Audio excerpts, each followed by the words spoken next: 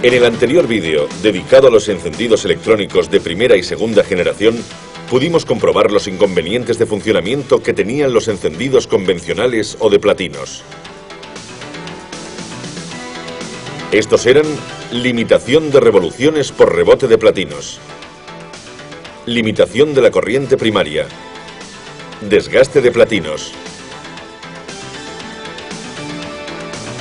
La solución adoptada por los fabricantes fue la de sustituir los platinos por un captador y por un módulo electrónico, gracias a los cuales se conseguían eliminar dichos inconvenientes, representando este sistema un claro progreso.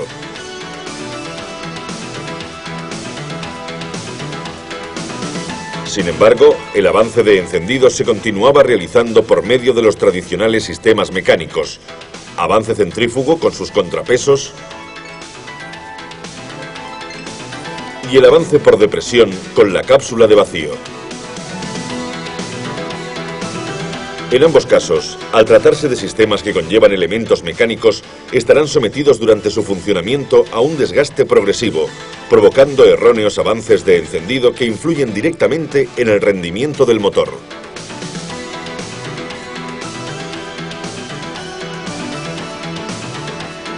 Continuando con la evolución de los encendidos, el siguiente paso consistirá en eliminar estos avances mecánicos, sustituyéndolos por un sistema que proporcione el avance de encendido más favorable en los diferentes estados de funcionamiento del motor, sin que exista conexión mecánica, eliminando definitivamente toda posibilidad de desajuste.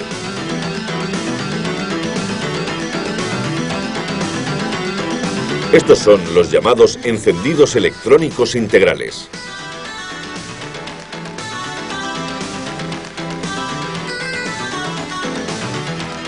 ¿Qué ventajas aportan los encendidos electrónicos integrales? Adaptación precisa en las diferentes condiciones de funcionamiento del motor. Mantenimiento de las curvas de avance permaneciendo invariables con el envejecimiento del motor. Mejora del cálculo de avance con la posibilidad de incluir parámetros de motor tales como temperatura y posición de mariposa.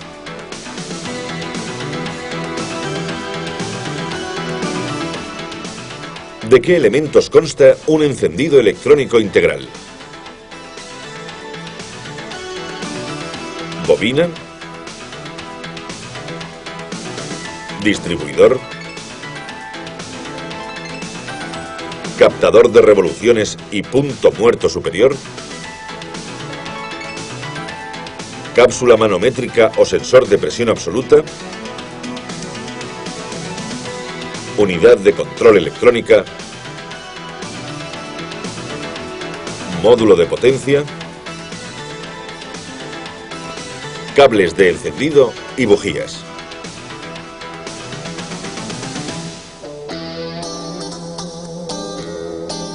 Veamos la misión de cada una de ellas.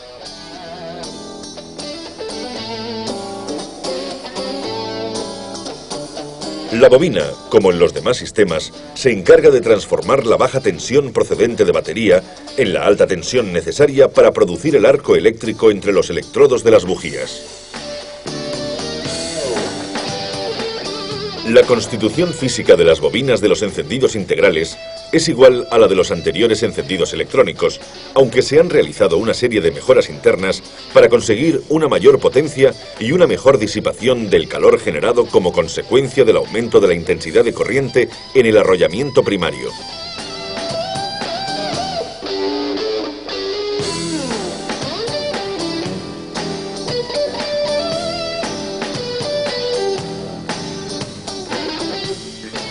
Al igual que en los demás sistemas, el distribuidor tiene la función de repartir a cada cilindro, según el orden de encendido, la alta tensión generada en la bobina. Comparándolo con el distribuidor de un encendido electrónico, observamos la falta de los avances centrífugo y de vacío, ya que es la unidad de control quien asume estas funciones, utilizándose además para dar movimiento al captador en el caso de que éste vaya montado dentro.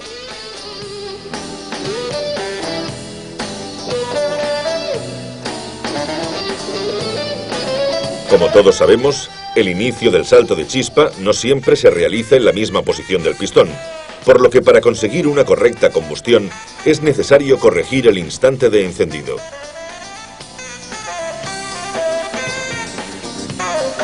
Esta corrección se realiza fundamentalmente basándose en el régimen de revoluciones y en la carga de motor, informaciones que le llegarán a la unidad de control a través del captador de revoluciones y la cápsula manométrica o sensor de presión absoluta.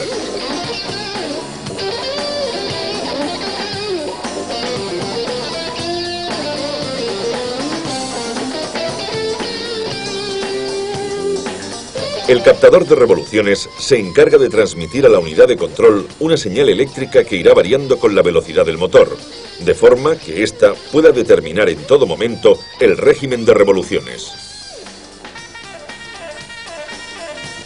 Además, la unidad de control necesita conocer la posición angular del cigüeñal para poner en conducción el circuito primario y tener un punto de referencia a partir del cual mandar la señal de encendido con su correspondiente avance.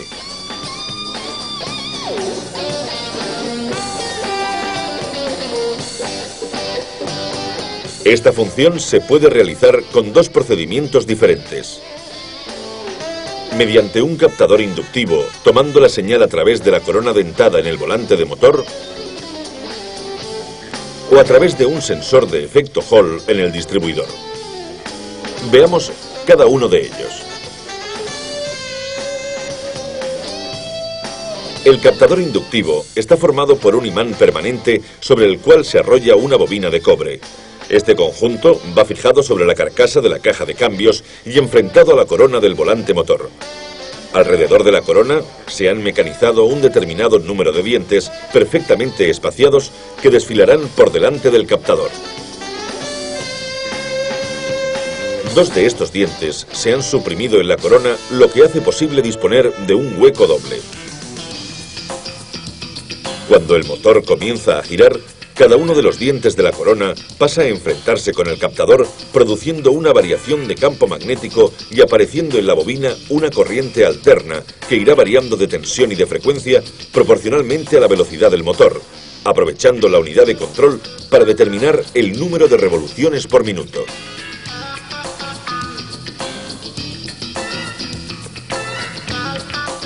Cuando el hueco doble se enfrenta al captador, aparecerá una señal que podrá ser de diferente tensión o diferente amplitud, reconociendo la unidad de control que a los pistones 1 y 4 les faltan un número determinado de grados para llegar al punto muerto superior.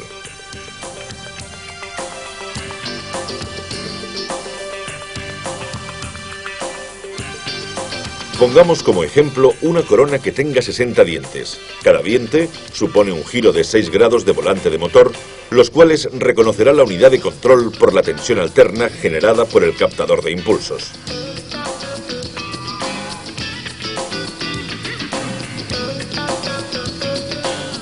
Cuando el hueco doble es el que se enfrenta, la tensión es mayor, reconociendo en este caso que a los pistones 1 y 4 les faltan 120 grados para llegar al punto muerto superior.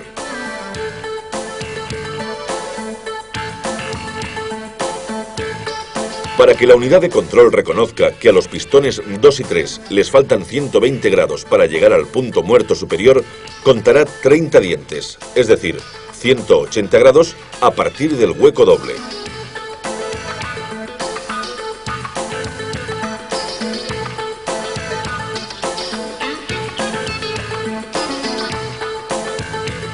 El otro sistema empleado para informar a la unidad de control del número de revoluciones y posición angular de cigüeñal está basado en la utilización de un sensor de efecto Hall incorporado en el distribuidor.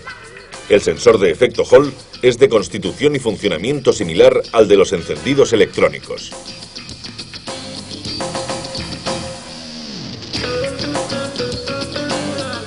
Cuando las pantallas del rotor pasan a enfrentarse al semiconductor Hall, se producen unos impulsos, de forma que cuando el distribuidor completa una vuelta, han aparecido tantos impulsos como cilindros tiene el motor, los cuales son procesados por la unidad de control como señales para determinar el número de revoluciones por minuto.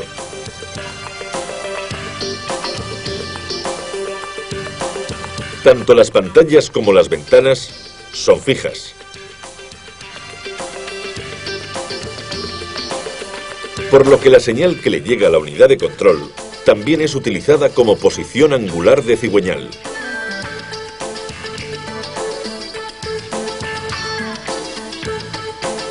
El sensor de presión absoluta, también llamado sensor MAP, suministra a la unidad de control una señal eléctrica que dependerá de la depresión existente en el colector de admisión. La información proporcionada por este se utiliza tanto para el sistema de encendido como para el de inyección.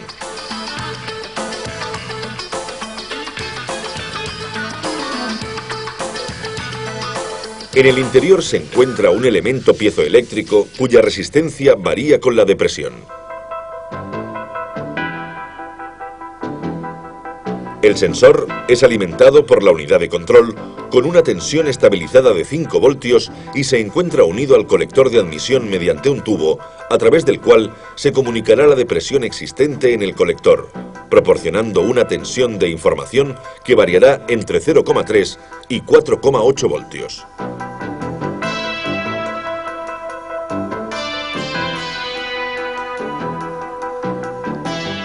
En algunos vehículos, en lugar de ser un elemento independiente, el fabricante lo integra dentro de la misma unidad de control, lo que distinguiremos fácilmente por el tubo de conexión.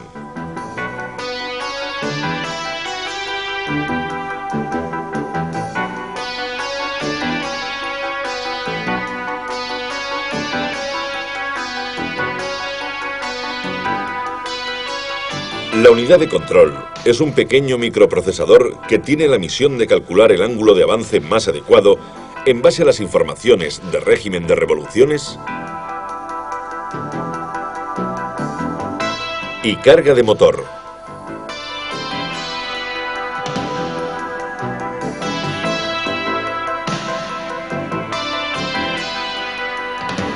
Además, al igual que en los encendidos electrónicos, el ángulo de cierre también es variable, siendo la propia unidad de control la encargada de modificarlo, dependiendo del régimen de revoluciones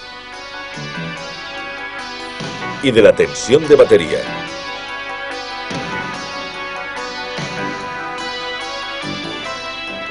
Para poder determinar los avances de encendido, el fabricante somete el motor en un banco de pruebas a cada régimen de revoluciones con distintas cargas.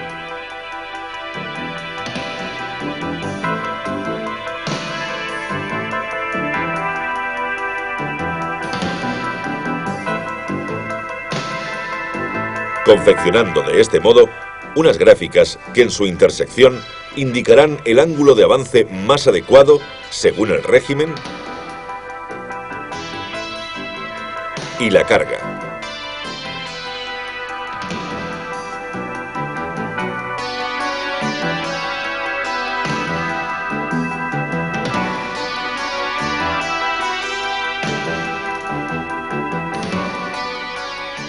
Con estos datos se programan las memorias del microprocesador, confeccionándose de este modo una serie de puntos en un sistema coordenado de desarrollo tridimensional. Con la misma precisión que es calculado el avance de encendido, debe ser sincronizado el instante de salto de chispa con la posición del pistón. Como vimos en el ejemplo anterior, la unidad de control reconoce a través del hueco doble que faltan 120 grados para que los pistones 1 y 4 lleguen al punto muerto superior.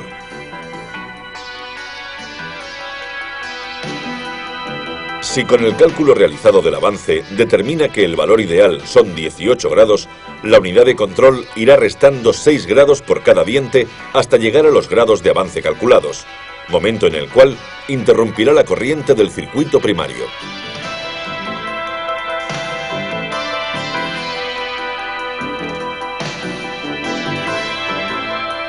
Si para los cilindros 2 y 3 el avance continúa siendo de 18 grados, la unidad de control contará 30 dientes, es decir, 180 grados a partir de la interrupción de la corriente primaria para los cilindros 1 y 4.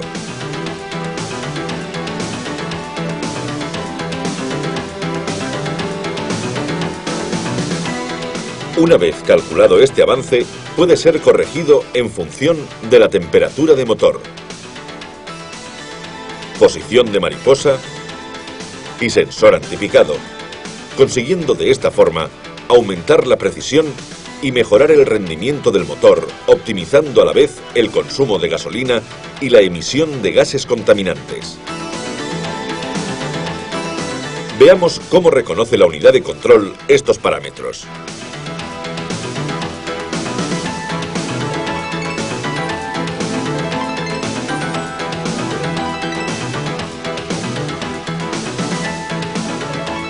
La unidad de control necesita saber la temperatura de motor para poder atrasar el encendido en la fase de arranque en frío.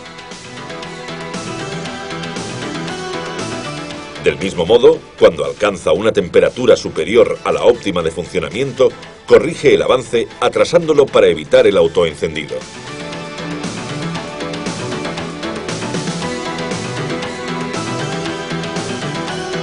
Esta información la recibe a través de una sonda conocida como NTC, coeficiente negativo de temperatura,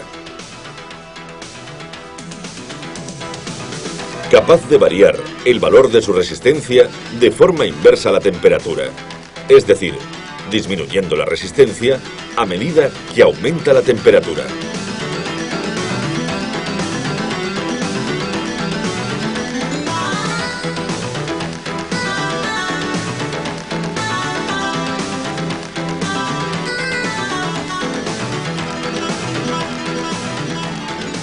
Recibiendo de esta forma la unidad de control una tensión variable.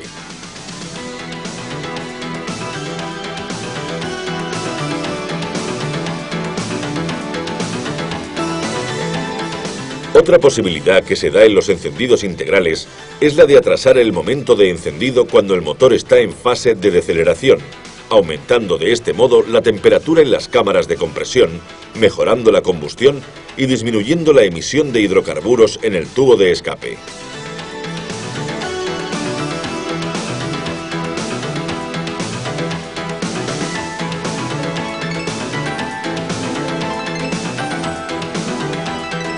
Para que la unidad de control reconozca la fase de deceleración, necesita conocer el número de revoluciones a través del captador inductivo o el de efecto Hall.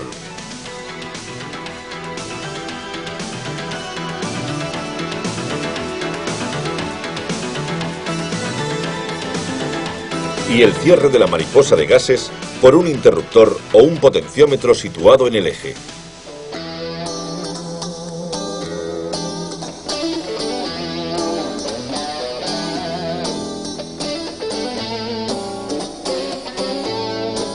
Si dispones de un interruptor,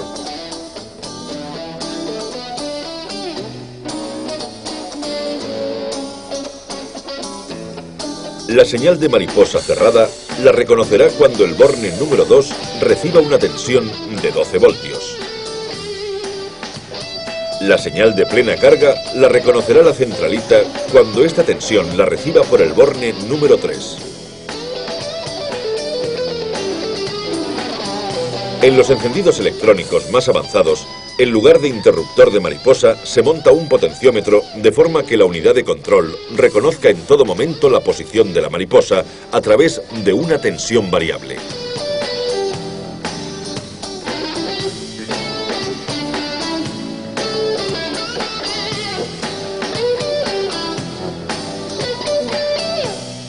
El mapa tridimensional programado en la unidad de control está formado por los avances óptimos ensayados en un motor sobre un banco de pruebas. El fabricante prevé sobre estos avances un margen de seguridad que evite la detonación y el picado de biela, consistente en el retraso de la curva de avance de encendido, suponiendo una pequeña pérdida de potencia en el motor. Este margen de seguridad puede ser eliminado si durante el funcionamiento del motor se consigue detectar las detonaciones incontroladas.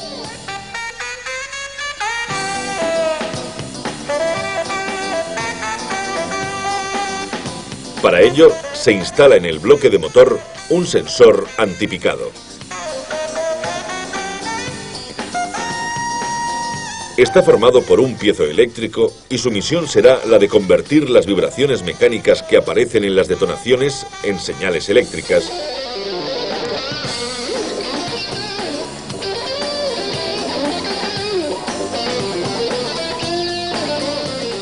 que enviará a la unidad de control para que atrase el encendido, de forma que no se vuelva a repetir la detonación y el picado de biela.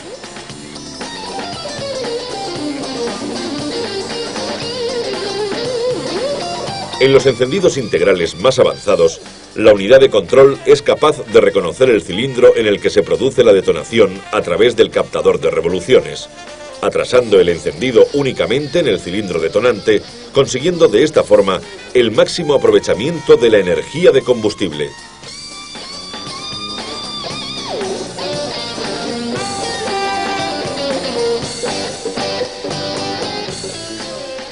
Una vez que la unidad de control ha calculado el avance más adecuado, teniendo en cuenta todos los factores de corrección, tiene que interrumpir la corriente en el arrollamiento primario de la bobina para que se genere la alta tensión.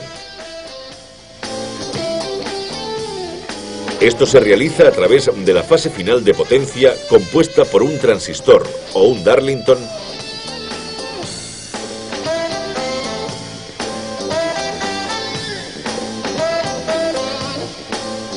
que, recibiendo la señal de mando de la unidad de control, cortará el paso de la corriente de la bobina.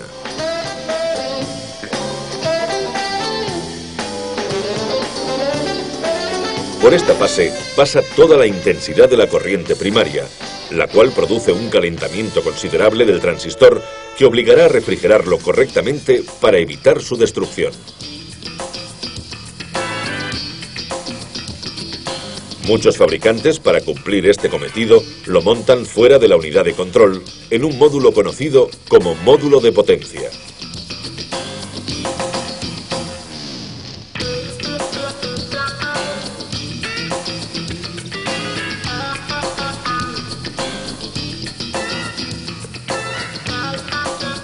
Los cables de encendido no han sufrido variaciones con respecto a los que montan los encendidos electrónicos.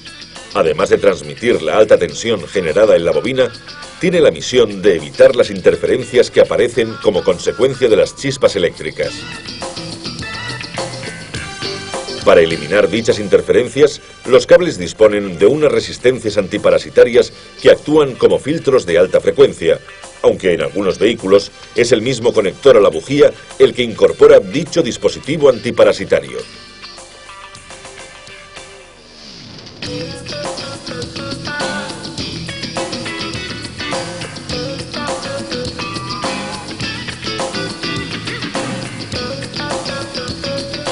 Debemos tener en cuenta que el desparasitaje en los equipos de encendido no debe aumentar la resistencia considerablemente, ya que se vería sometido a unas cargas adicionales, obteniendo por contra unas pérdidas de energía poco favorables.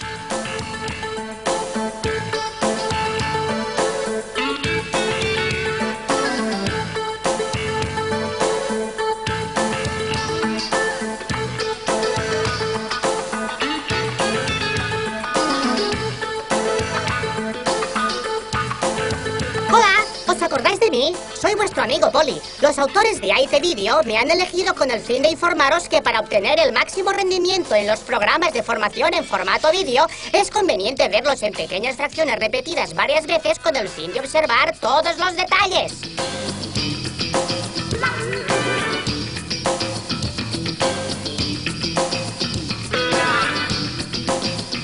Estos son todos los elementos que componen un encendido electrónico integral.